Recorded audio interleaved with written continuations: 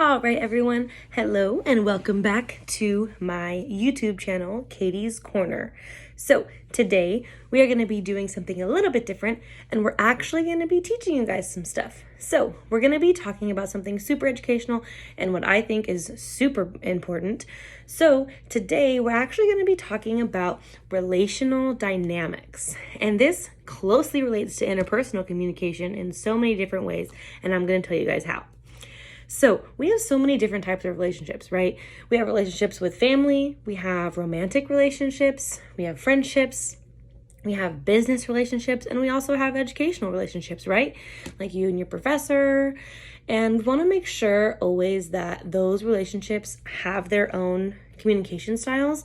And for the most part, they're pretty different. There are some styles that kind of coexist with each other within those relationships, but we always want to make sure that we are separating those and we are keeping our romantic relationships romantic and we're keeping our business relationships business. So with that being said, we're going to move on and talk about a little bit of those like more in depth. So for family relationships, we want to keep it like, supportive, like obviously like you trust them, and we want to make sure that we're open and loving and honest. Sometimes it can be difficult though, right? Like family is not easy all the time, and that's perfectly normal. And a lot of times we have conflict with our family, and we can talk about our different conflict styles and how we're going to approach them. And a lot of times with family, if one person is super avoidant and one person is super dominant, there can be this huge conflict that arises, and that's with any relationship, right? So kind of intermixing our conflict styles with our relational dynamics is a huge topic that I love to talk about. So with family, you always have to make sure that you're taking into consideration that these are people that are going to be around you for the rest of your life, right? Like we don't always love our family. That's totally fine. We always love them, but we don't always like them. And that's normal. And when you learn to assess your own conflict style, it can really help you in those current situations when you have those people, and you can truly understand why you react the way that you do. And I think that is super helpful.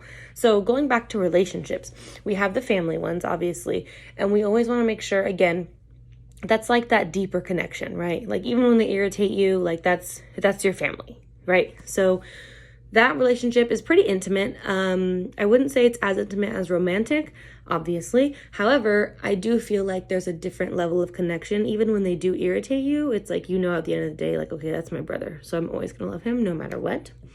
With that being said, we're going to move on into romantic relationships. This is another one where it's super, super important to assess your own conflict style. That way, when you do approach these conflicts in your romantic relationship, you're going to know how to better navigate them, right? So in romantic relationships, we have things like being loving, being understanding. It's that like the deepest connection, I feel like, right? So knowing how to navigate your own conflict styles within that relational dynamic is really going to help your relationship get to the next level, because you're going to know what you can do better when that conflict arises again. It's bound to happen again. That's totally fine. But now that you know, and when you figure out how to assess your own conflict style, you can actually use that and apply it. And that's why I think this topic in this class is amazing, because it's actually teaching us things that we can apply in our everyday life. And that's something that we always say in high school when we're annoyed at our geometry teacher and we're like, when are we going to use this? But this is the stuff that you're actually going to use. So it's really amazing. So again, in those romantic relationships, we want to make sure that we're assessing not only our own, but our partner's conflict style as well, because that's really is what's going to give us the key to kind of navigate those different conflicts that come up.